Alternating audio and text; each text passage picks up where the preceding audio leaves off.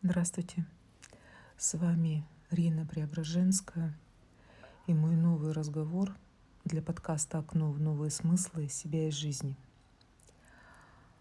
Эту запись я делаю в воскресенье, 3 марта, утром. И меня радует, что она рождается легко, в отличие от предыдущей, которую я буквально рожала 4 суток. И сейчас я чувствую, что гораздо легче мое состояние, и мне говорить также легче. Поводом для этого разговора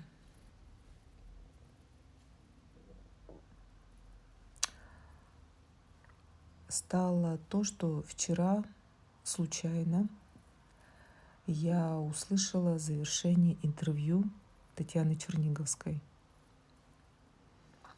Ей был задан буквально последний вопрос о правилах ее жизни.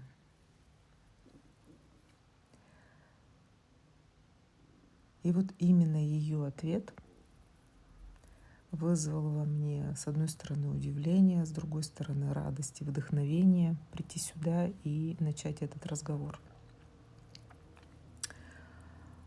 О чем была речь?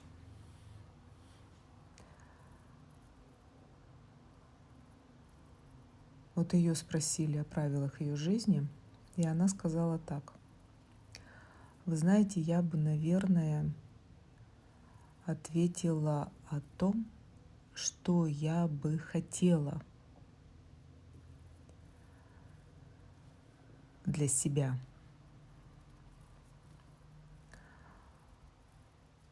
Во-первых, я бы хотела уметь останавливаться. Я здесь прям сама притормозила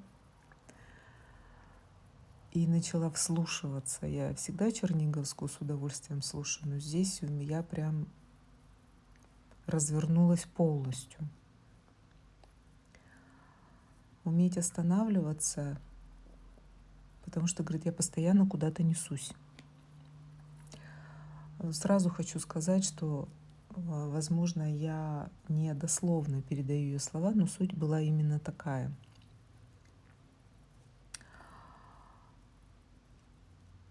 Также я бы хотела уметь ждать. Вот так подумала, ну вот еще подождать. А то, говорит, у меня все время куда-то вот сразу, как я поняла, не обдумав, вот что-то она делает, и ее это уже не радует.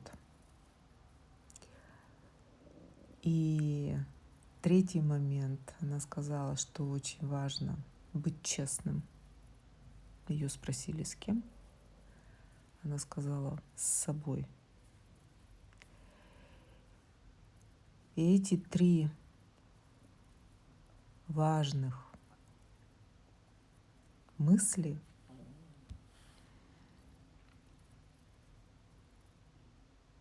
меня прям порадовали, друзья. Вот прям реально порадовали, потому что если уж ученый с таким мировым именем, ну для меня она просто чудо-женщина, заговорила о необходимости останавливаться, уметь ждать и быть честным с собой, значит, аллилуйя, уже точно все встает на свои места, и наконец-то. И благодаря даже этому интервью я надеюсь, что многие люди, кто раньше скептически относился вот к таким посланиям в мир, уже иначе начнут. Тем более события всей нашей жизни диктуют именно эти новые навыки, абсолютно новые, но очень необходимые, крайне важные, практически жизнеутверждающие, жизнеопределяющие сейчас для нас. И поэтому я и решила надолго не откладывать этот разговор. Повод есть, почему бы не продолжить. Тем более, как вы уже знаете, кто уже со мной на связи в этом подкасте, что я, как только появляется импульс, прихожу и, откровенно говоря, не люблю застревать, как-то задерживаться на каких-то очень сложных темах. Они важны, они главные, они, несомненно, требуют к себе внимания большого, но все-таки хочется двигаться дальше, не застревать, не тормозить вот в этом уже точно, поближе к свету, поближе к радости, поближе к жизни. И вот меня, еще раз повторяюсь, прямо радует, что я чувствую, что это уже происходит. Надеюсь, у вас тоже. И сначала, продолжая, конечно, этот разговор, я хочу выделить время, чтобы поблагодарить тех людей, которые отозвались на последнюю запись и вообще отзываются на мои эфиры здесь, потому что для меня это очень важно, это не то, что даже ценно, а просто бесценно получать такую обратную связь, которая дает всегда мне крылья, дает вдохновение. Это же очень важно, когда ты говоришь что-то человеку или людям, и ты ждешь, а как твое слово отзовется, услышат тебя, не услышат. Ты же хочешь быть услышанным. И меня радует, что меня слышат и отзываются, и очень подробно рассказывают, как проживаются записи, как они раскрываются, что они приносят, что они дают. И вот последняя запись, 27-я, о том, что главной новостью, главной темой времени СОС, как я сейчас называю нашу жизнь, сейчас такой этап, является разговор со своим сердцем. Эту запись мы разместили в пятницу, и сразу поступили отклики. Когда получилось прослушать, люди отозвались, и мне бы хотелось прям кое-что озвучить, потому что на самом деле это тоже важно. Возможно, кто-то из вас увидит через эти осознания других людей себя. Одна девушка мне написала, что эта запись помогла ей снова остановиться и посмотреть иначе на себя, на свое состояние, на свое движение, что она увидела, что опять она куда-то несется в каких-то своих потоках, что как-то позабылось главное. Причем в моем пространстве она сделала уже не один шаг, мы периодически встречаемся, когда она считает это необходимым. И в то же время старая эта привычка куда-то нестись,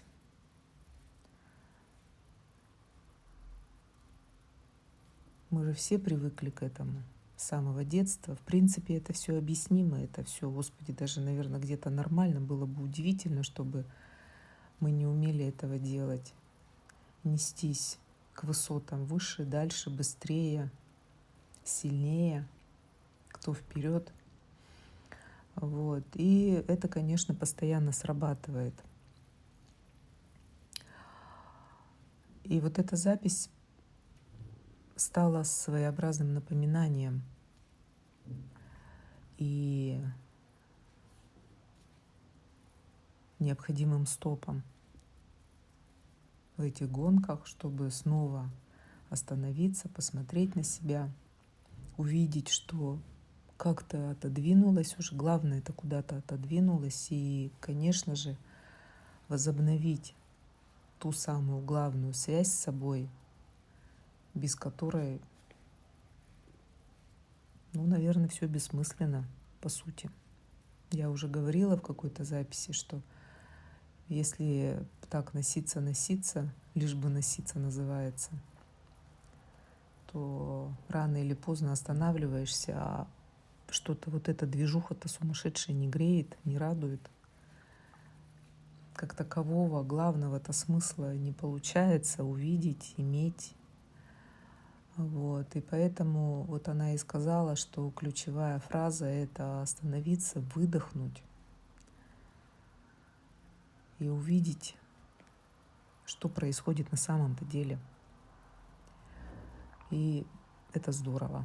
Я очень рада. Еще один отклик тоже поступил. Девушка сказала, что эта запись для нее стала очень своевременна, потому что она параллельно проживала вот те дни, о которых я говорила, 27, 28, 29 февраля, тоже очень сложно. И для нее это было реальным спасением, как она сказала, потому что иначе она бы так, наверное, не смогла бы себе помочь. А здесь, прослушав запись, было ощущение отдельной цельной терапии. Столько было прожито, столько было увидено, столько было исцелено, что на следующий день она уже вышла совершенно в другом состоянии. И это меня тоже очень радует. Как она сказала, ювелирная хирургическая работа была сделана. Я улыбнулась внутренне, потому что, по сути, это так и есть. По сути, это так и есть. Я вспомнила, как я работала в суде, зарабатывала стаж для института раньше для поступления на дневное отделение. Вообще в юридический институт нужен был стаж. На заочное отделение нужен был год практической работы, для дневного отделения 2 года. Но я уперлась, мне надо было только дневное отделение. Я считала, что только на дневном отделении возможна настоящая учеба. И вот я зарабатывала стаж, я после школы сразу пошла работать в суд, получила аттестат, молча пошла, написала заявление в суд. И в июне я сдала экзамены, с 1 августа я вышла на работу. И вот я хорошо помню, как один из судей, тогда были народные заседатели, говорю, народные суды, народные судьи, у нас было 3. Я работала секретарем судебных заседаний. Это для меня была вообще должность просто такая овеянная ореолом, интересная такая. И вот один из судей был Петр Михайлович Холодков, царство ему небесное, замечательный человек. И он мне как-то сказал: знаешь, Кызымка, мы с тобой как врачи. Только врачи лечат болезни на теле человека, а мы лечим болезни на теле государства. И я помню, оценила значимость, я прям прониклась сутью этой работы. А сейчас, спустя, друзья, сейчас я посчитаю, сколько лет. В 85 году я закончила школу, пошла работать. Сегодня 24 год. Практически 40 лет. Представляете? И сейчас, спустя практически 40 лет, я вспоминаю этот разговор. Тепло, очень тепло, конечно, и улыбаюсь, потому что, по сути, я сейчас продолжаю то же самое. Только уже юриспруденцией я занималась, я закончила Свердловский юридический институт, как и хотела, дневное отделение, прошла эту стезю. Вот. А сейчас я, в принципе, также продолжаю заниматься исцелением уже, наверное, на всех уровнях, как я чувствую. Вот для меня это так. И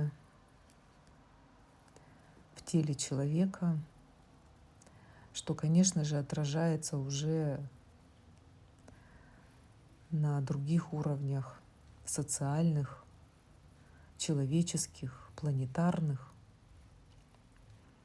И самое главное — это исцеление, конечно же, души,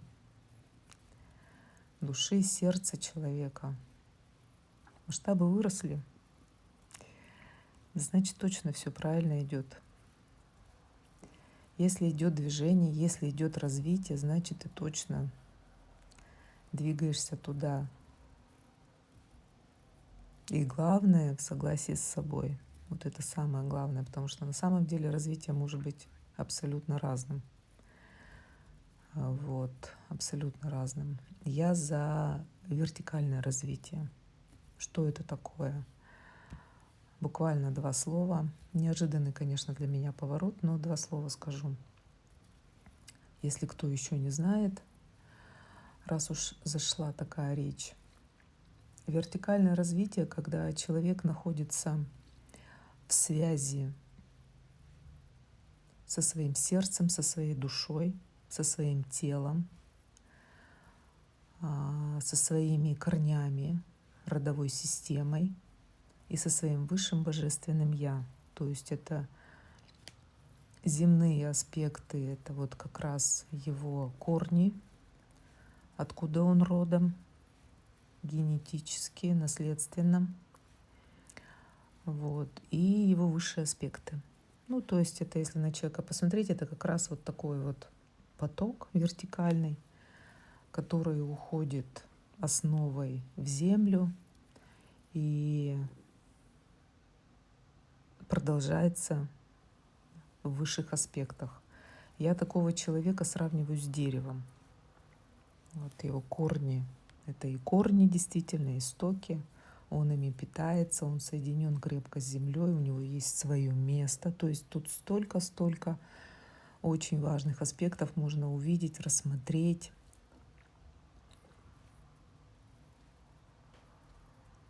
Вот. И его тело, его стержень — это ствол дерева. Вот. И соединяется кроной с высшими аспектами, с высшим божественным «Я», которые напрямую связаны уже дальше. Ну, если совсем коротко говорить, с Богом. Если совсем кратко. Вот это вертикальное положение такого человека. И он, да, он развивается обязательно, и он развивается именно в согласии с собой. То есть главными определяющими этот путь является душа, которая знает, ради какой задачи, ради выполнения какой задачи она пришла на эту землю. И в соответствии с этим простраивается все движение.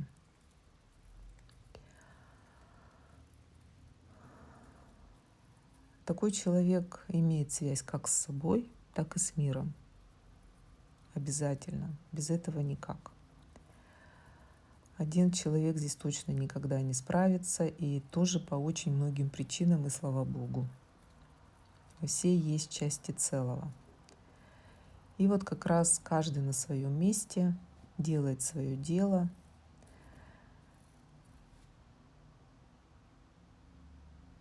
И заранее, как я понимаю, вижу эту картину, то заранее-то у каждого свое место-то и определено. Главное — вспомнить себя и найти это место. И просто жить, быть, работать, делать свое дело так, как чувствуешь, можешь, любишь.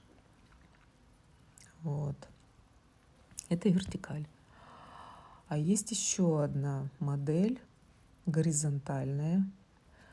Друзья, сразу еще хочу сказать, ну, конечно, уже не сразу, но как получается, что Все эти определения родились в моем пространстве. Я их каким-то образом определила для себя, вот как увидела, как почувствовала, мне кажется, очень точно назвала. Вот. И не претендую на истину в последней инстанции, но это моя интерпретация всего того, что я вижу, что происходит в людях, в жизни. И поэтому, если у кого-то есть несогласие, то я и не претендую. Называйте, как вы считаете нужным. Я озвучиваю свое мнение, свою позицию. Это мое пространство, это мой подкаст. И я озвучиваю то, что я вижу. Вот здесь я спорить абсолютно ни с кем не хочу, а просто озвучиваю как данность, как факт, то, что я прожила, то, что я вижу. И мне кажется, это очень простое объяснение, без каких-то там чересчур заумных теорий, которые могут унести так далеко, что и не выберешься. Мне так проще, мне так все понятно. И те люди, которые со мной на связи, тоже, в принципе, благодаря этому и определяют все эти моменты так.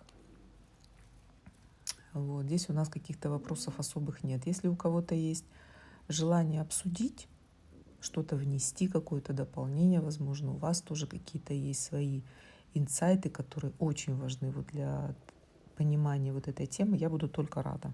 Откровенно говорю, вообще не то, что откровенно, я просто рада. Просто буду рада обсудить, может быть, еще что-то мы там увидим вместе, ради бога. Так вот, горизонтальная модель — это когда человек живет только в своем уме. Только в своем уме он всю энергию аккумулирует только вот, образно говоря, в черепной коробке, где там мозг находится, все. Если при вертикальном проживании, при вертикальной модели энергия распределена потоком в теле человека от высших аспектов через тело человека в корни и обратно, то есть вот он потоковый такой человек, то горизонталь — это энергия аккумулируется только в голове. Их еще какие-то специалисты называют таких людей головастиками.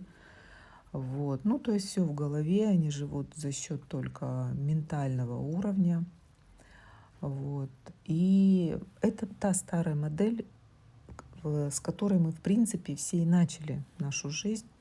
Нас всех учили там 1000 раз думай, прежде чем что-то сделать, и мы все вот заточены думать, думать, думать, думать. И поэтому это у нас самая накачанная мышца, которая являлась определяющей очень долгое время. Вследствие этого, конечно же, как правило, тела запечатаны, энергетически запечатаны тела. Вот. Сердца запечатаны, связи нет ни с душой, ни с сердцем, ни с телом. Люди свое тело не чувствуют.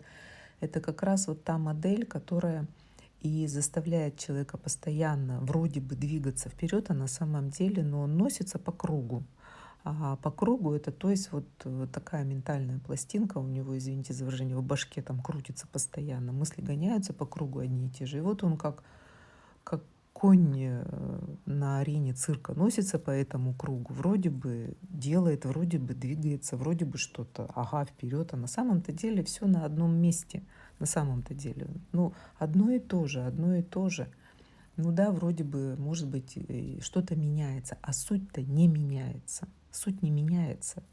И такие гонки, они, конечно же, не радуют и не греют. И вот это как раз, как я говорю, имитация бурной деятельности, которая просто пустая. И вот именно такая модель привела вот к тем всем последствиям, которые мы сейчас проживаем в жизни. Именно вот такая энергетическая запечатанность тел привела к тромбам, привела к таким массовым летальным уходам. И сейчас мы то же самое наблюдаем. Это вот такая большая вторая волна. Первая волна, как я теперь определяю, началась в пандемию с 2020 года. Вот сейчас начинается вторая волна. Для меня вот эти периоды абсолютно по значимости одинаковые. Просто сейчас не так явно это определено. Лозунги не вывешены, названия не названы. Просто что-то идет. И посмотрите, ведь ситуация ведь только усугубляется. Вот что доказывает, что это просто, не жизнеспособная модель точно. Это вот как раз та история, когда я ее называю горизонтальной и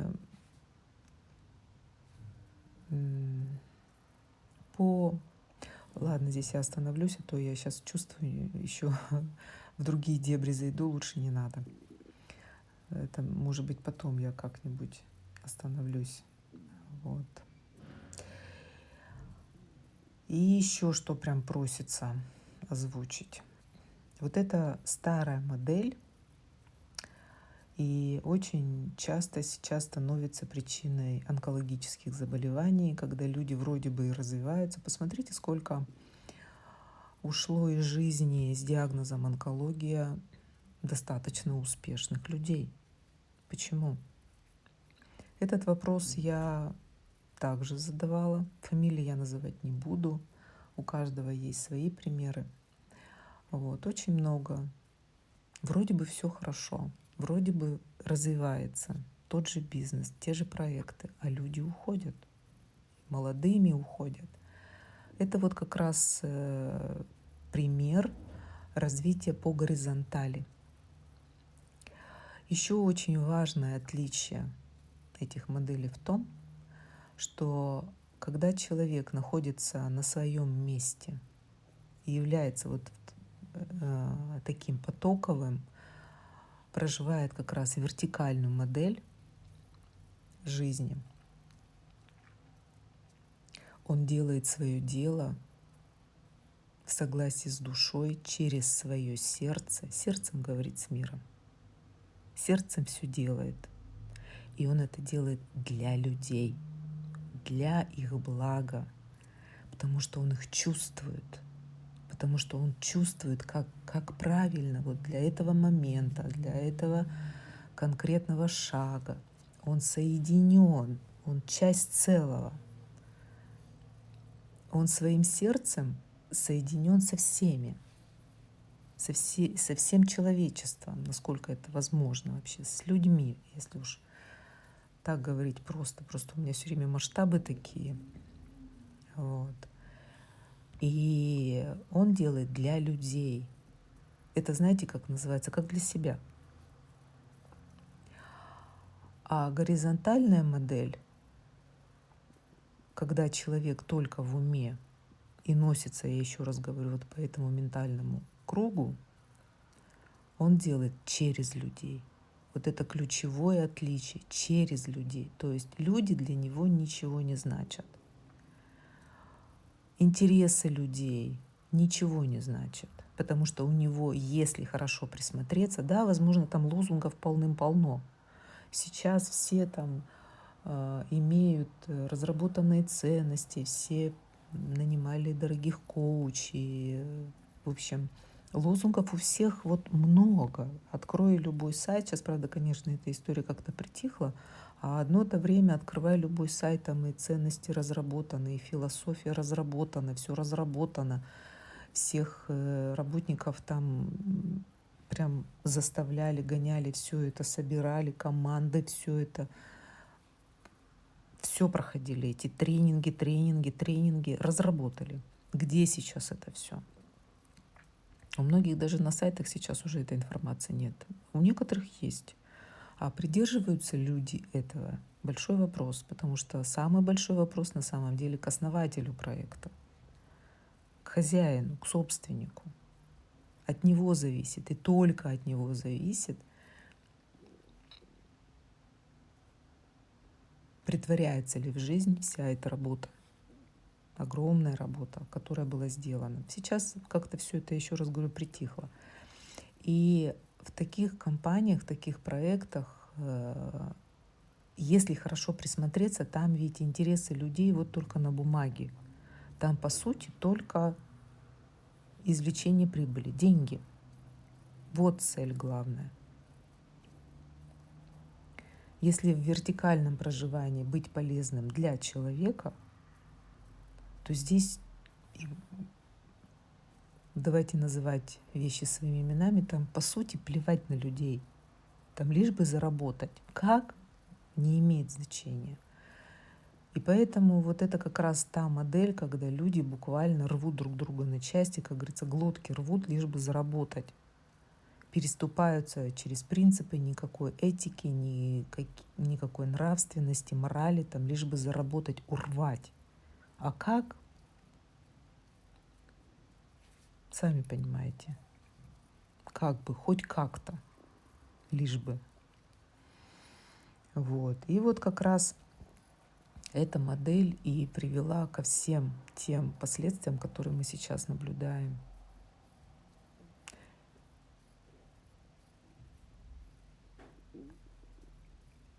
В таких людях, как правило, я уже говорю, наблюдается именно энергетическая запечатанность, нет связи с собой, со своей душой, со своим сердцем. Поэтому там война, поэтому там агония, поэтому там на мир смотрится только через такую призму. Естественно, все воюют.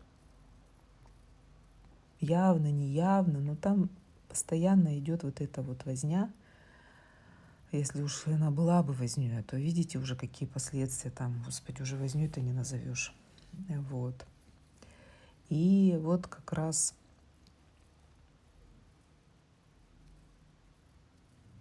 жизнь нас разворачивает, разрушает вот эту старую модель, разрушает в первую очередь, конечно же, в людях, потому что все создано людьми.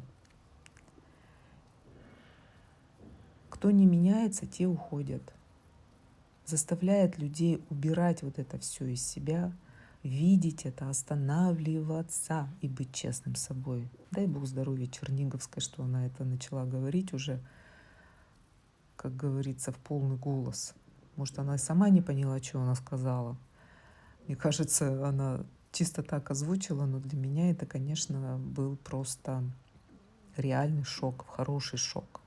И ведь заметьте, что она сказала: я бы желала себе.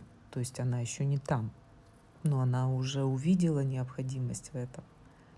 И вот жизнь нас разворачивает останавливаться и видеть, что с тобой происходит, где ты вообще, что с тобой вообще, человек. Если все хорошо, да ради Бога, да ради Бога, сверки-то все равно нужны. В любом случае это необходимо. Там ты, не там ты. Я вот, например, без этого уже вообще не могу. Вот слава Богу, что я уже умею это делать. И посмотрите, как это все раскрывается. И ведь все реально важно. И ведь все реально важно. Я помню на одной учебе, я когда только начинала вот это свое направление в жизни, ну, понятно, я туда сначала как клиент пришла, потом меня зазвали, пригласили там на одно обучение, я туда пошла. Для меня, потому что большим было благом и просто реальным спасением, как вот та девушка мне сказала, что я нашла пространство похожих людей, что я, извините за выражение, не идиотка. Это вот сейчас моя мантра: я не идиотка. Мы вот с Ириной Мартыновой постоянно смеемся. Вот. Потому что чувствовала все время белой вороной, непонятой социумом. Поэтому ты запечатан. Ты и так-то с детства запечатан, а когда ты начинаешь там больше видеть, больше понимать и пытаться что-то там где-то озвучить, на тебя смотрят, и поэтому еще больше запечатываешься. И когда я нашла пространство похожих людей с похожим мышлением, куда-то идущих и хотящих идти, вот, то я, конечно, очень сильно обрадовалась. Так вот, обучение было модульное, вживую, здесь у нас в Челябинске. И на одном из модулей мне девчонки сказали, помню: Рина, хватит копать. Ну хватит уже копать. Ну уже все, типа, ну вот все. Я помню, я в тот момент себя почувствовала, господи, ну вот все люди как люди, все вот там, ну, счастье там. А что я вечно копаю? Ну вот что я правда вечно копаю? Я помню, у меня вот как-то меня прихлопнуло конкретно. Я думаю, ну правда, Ирина, хватит. Там же быстро же навешиваются лозунги, ставятся диагнозы. Кто-то уже в тебе жертву видит, кто-то в тебе инфантила видит. В общем, у всех своя, короче, история. И ты чувствуешь себя, ну, мягко говоря, это очень мягко говоря, точно идиоткой. Вот. Я помню, тогда отшутилась. Но каково мне тоже это было, что я говорю, ну так, а против природы ты не попрешь? Говорю, я же дочь шахтера. Ну, вроде посмеялись, вроде бы похихикали, но я даже рада, что я где-то себя защитила, с одной стороны, так, может быть, с натяжкой. Вот. А потом, вы знаете, друзья, я эту картину наблюдала в своей жизни не раз. Когда я вот останавливалась и действительно вот прям куда-то опять погружалась, и никак я не могла оттуда вылезть, и вечный у меня был скоблёж. Да что же это такое? Да сколько это может продолжаться? Да как я заколебалась? Ну это реально непросто все. Вот. А сейчас я вспоминаю эту историю, и я понимаю, что это все было. Слава тебе, Господи, что я копалась. Слава тебе, Господи, что я рылась. Слава тебе, Господи, что я останавливалась, потому что я бы точно, во-первых, бы точно я не была сейчас самой собой. Это вот уверена я просто, ну, это просто факт. Было очень много непонимания со стороны. Я очень многих людей, как бы мне больно ни было, теряла на этом пути. Еще больше от этого страдала. А сейчас я понимаю, что это был путь как раз вот для раскапывания той вертикали, о которой я сказала выше. Это все было туда. Я рыла, вот копала, вот, чтобы создавать вот эту свою вертикаль. Но опять же, видите, у каждого ведь своя история. Это же не значит, что каждый тут должен сидеть, как я. Просто у меня история очень и очень насыщенная. Я на самом деле за эту жизнь прожила уже не одну жизнь. Вот. И у меня очень много уровней, очень масштаб очень серьезный. И чтобы простроить ту же вертикаль, ну, пришлось поэтому долго копать, долго рыть и вверх, и вниз, куда я только не рыла. Да, это было сделано прям в конкретной изоляции, получается. Мне реально просто закрывали. Ну а куда деваться? Такая дорога. Ой, извините. Подписалась. Мысли быстрее бегут, рот не успевает озвучивать сегодня. Это тоже, конечно, классно уже, наконец-то. Вот. И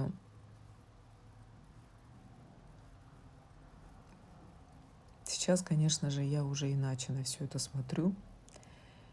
И вот именно благодаря этому опыту я знаю ценность пауз, я знаю ценность разговора с собой и честности с собой. Это просто жизнь. Это просто твоя жизнь. Вот ценность этого разговора. Если хочешь быть действительно живым, если хочешь действительно жить, путь только такой. Так он-то классный. Он реально классный. Да, сначала он непростой. Ну а как? Накоплено-то много. И в своей жизни накоплено, и за своих там тоже много что накоплено. К сожалению, сейчас есть очень много мнений, что хватит чистить рот, хватит чистить то, пятое, десятое, типа это все ерунда. Вот развернись и живи. Все это херь собачья. Вы знаете, я ни коим образом не претендую, еще раз говорю, на истину в последней инстанции. Каждый специалист озвучивает то, что считает правильным, возможным, необходимым. Ради Бога. Я просто озвучиваю свою позицию. Возможно, у кого-то это получается, это здорово. Ради Бога. Но вот лично у меня так не получилось. Как бы я ни пыталась просто повернуться идти, но постоянно меня что-то останавливало, разворачивало и требовало внимания.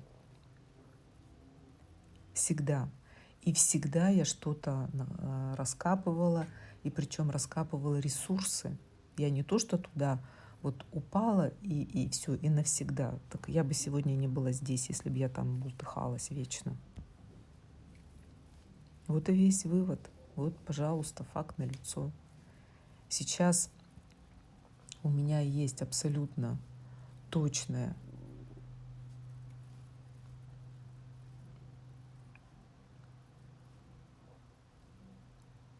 история,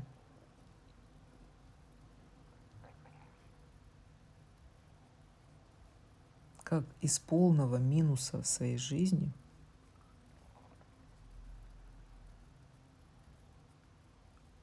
во всем, причем во всем, из тотальной запечатанности. Я помню, как я на какой-то из сессий коучинга сказала, что у меня ощущение, что я сижу, что вся жизнь вот как за стеклом, где-то там, как река вот она льется, вот где-то там, а я даже не на берегу, я даже не близко, а я вообще где-то, где-то, где-то, где-то. То есть я и жизнь раньше были точно далеко друг от друга. И вот я из этого состояния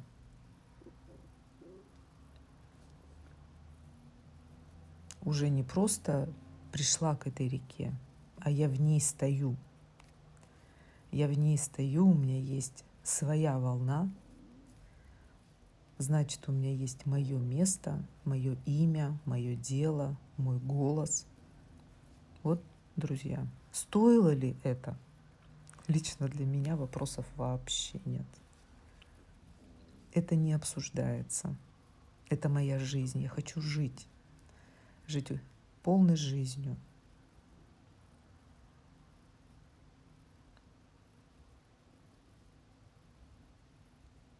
И быть полезной.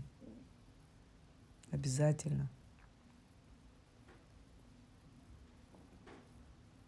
Да, счастливой. И обязательно полезной. Для меня это очень важно.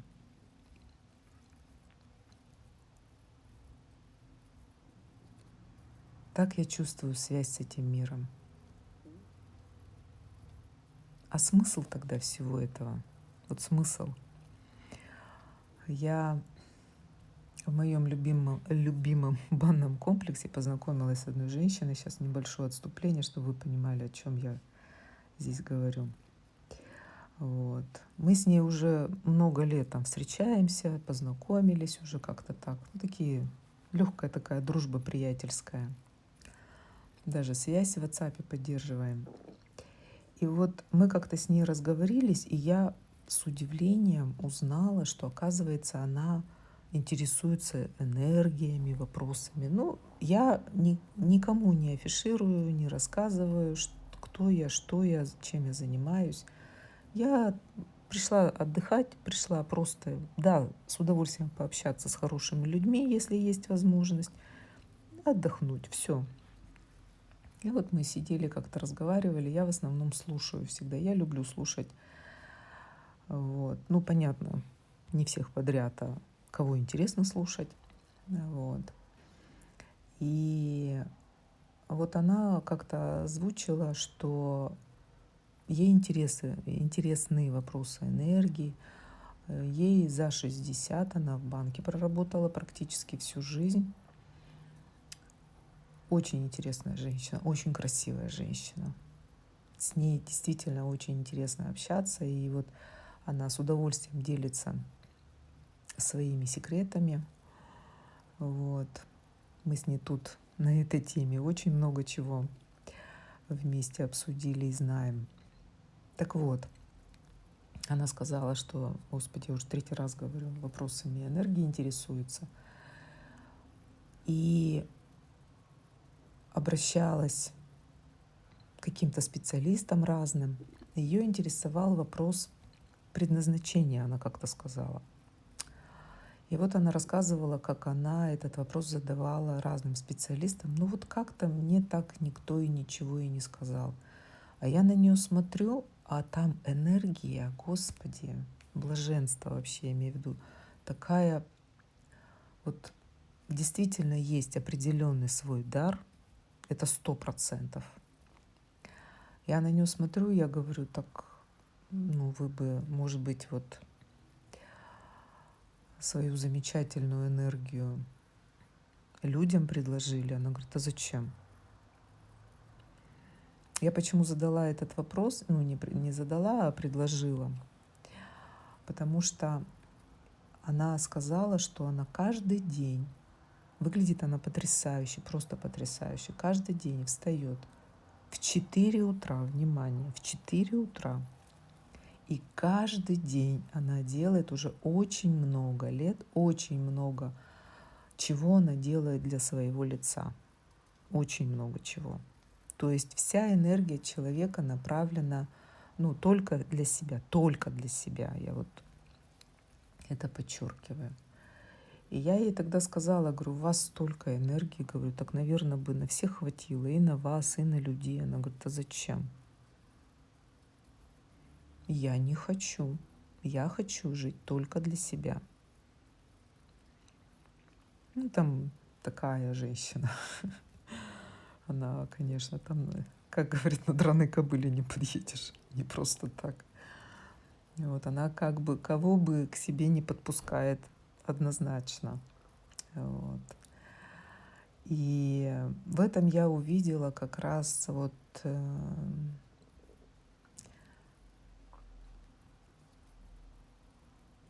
определенную закрытость от мира. Энергия, еще раз говорю, просто потрясающая. Но человек явно не на своем месте. Вот явно не на своем месте. Себя она преобразила и преображает.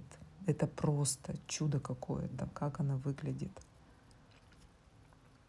Да, освещает своей красотой мир. Это несомненно, я ей очень благодарна. Бесконечно благодарна, что она делится со мной. Правда, с ней очень интересно.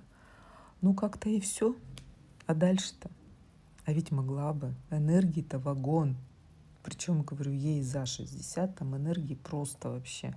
А тело-то уже начало разрушаться. Я вот тоже уже смотрю за ней, ведь я говорю, уже не 1 год. И она мне каждый раз рассказывает и говорит, никак не могу понять, в чем дело. Никак не могу понять, в чем дело. Ну, потому что энергия не выходит так, как ей надо бы выходить.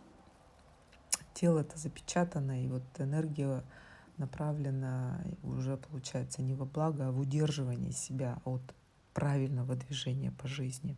Немножко мудрено получилось, но, я надеюсь, понятно. Вот, поэтому здесь, конечно, история такая, чтобы быть на связи со всем миром обязательно. Сейчас, тем более, с этого года выходит в один из приоритетных вопрос своего места на Земле. Я об этом говорю постоянно.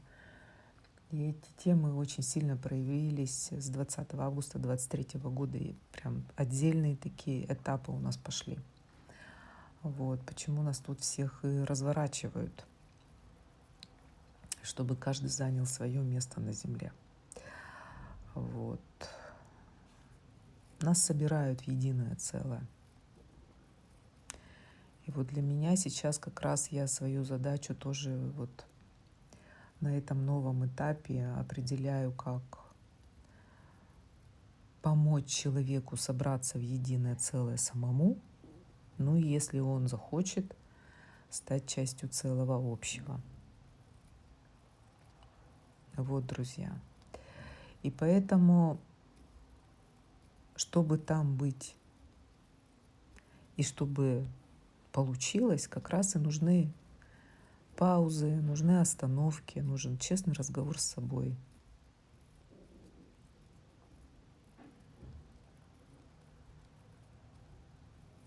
В принципе, алгоритм простой, ну и очень непростой, учитывая наши реалии.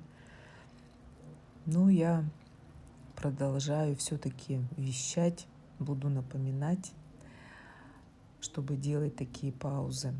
И я рада, что вот в прошлом разговоре получилось прямо создать такую возможность. Я никого не спасаю, я просто делаю мое дело. Спокойно, достойно, как умею, как могу. И если кому-то это служит благом, для меня это точно подтверждение, что я на моем месте. У меня в этом сомнений нет. Особенно, когда я получаю обратную связь. Она мне для этого и нужна, чтобы просто свериться с миром, с вами. Там я, не там я. То говорю, не то говорю. Вот, поэтому для меня это важно. Да, я слушаю в первую очередь, конечно же, себя. И я очень внимательно слушаю людей, которые рядом со мной. Поэтому, если у вас будет желание поделиться, поверьте, это будет благом для нас всех. И для вас.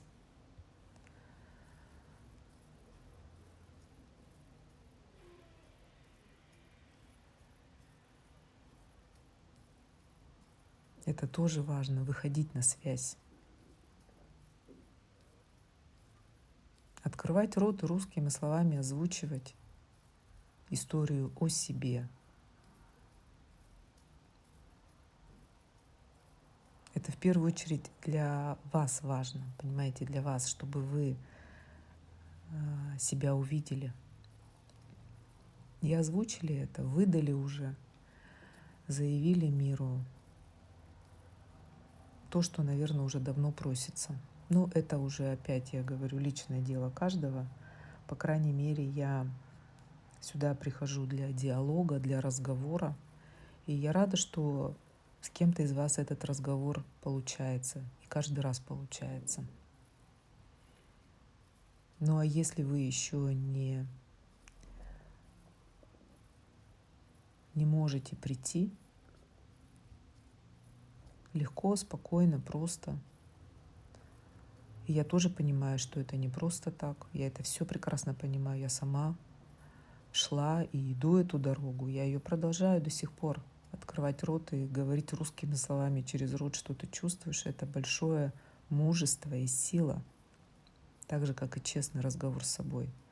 Так вот, если вы еще не можете этого сделать, то, по крайней мере, я надеюсь, что у вас идет разговор с собой. Честность с собой существенно экономит время, силы, ресурсы и деньги. Потому что отсутствие честности очень дорого обходится. Если для кого-то определяющей является практическая сторона жизни. Вот. Так, друзья, сколько я с вами тут разговариваю? 54 минуты. Нормально поговорили. А я, кстати, так и не подошла к теме, которую хотела сегодня все-таки сделать ключевой, о технике безопасности жизни. А получился, по сути, разговор как продолжение. Ну, давайте уже не будем цепляться. Как получилось, так получилось. Техника безопасности жизни. Наверное, я и эту тему все-таки сделаю отдельно. Вот. На сегодня тоже, думаю, хватит уже тем для размышления.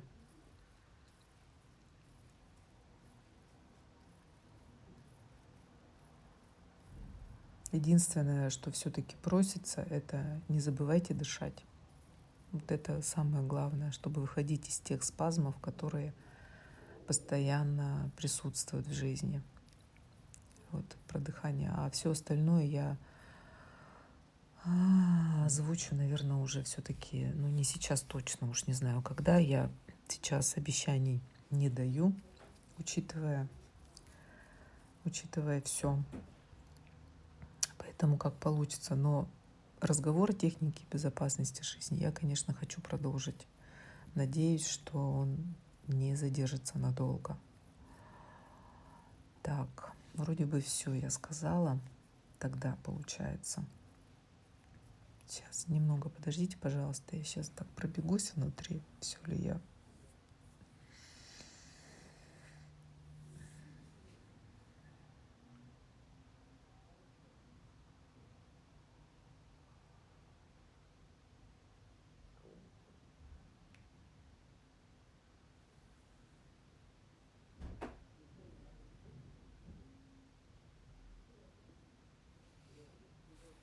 Как-то тихо. Видимо, все. Я закончила. И сейчас, проговаривая эти слова, чувствую, что вот эта тишина сейчас наступила для кого-то из вас. Прям побыть в этой тишине. Вот, наверное, в тишине я вас и оставляю. Точнее, оставляю каждого со своей тишиной внутри. Дайте пространство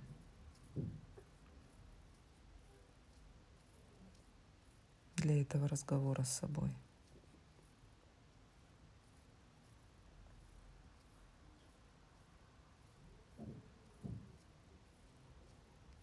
Какая вы сейчас? Какой вы сейчас?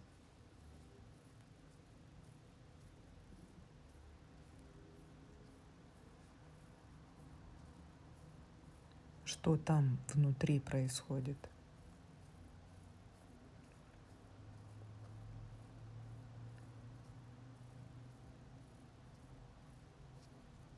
Если спокойно, то значит все правильно.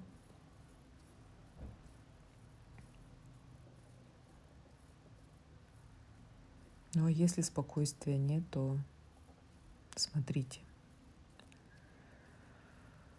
что стоит между вами и вашим спокойствием.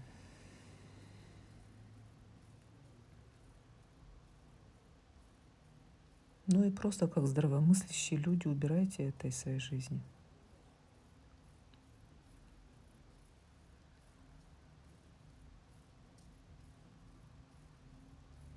Тогда все встанет на свои места. Вот. Ну все, буду заканчивать. Рада была быть сегодня с вами. Я на связи. Легкого вам дня, весеннего и радостного. До новых встреч. До свидания.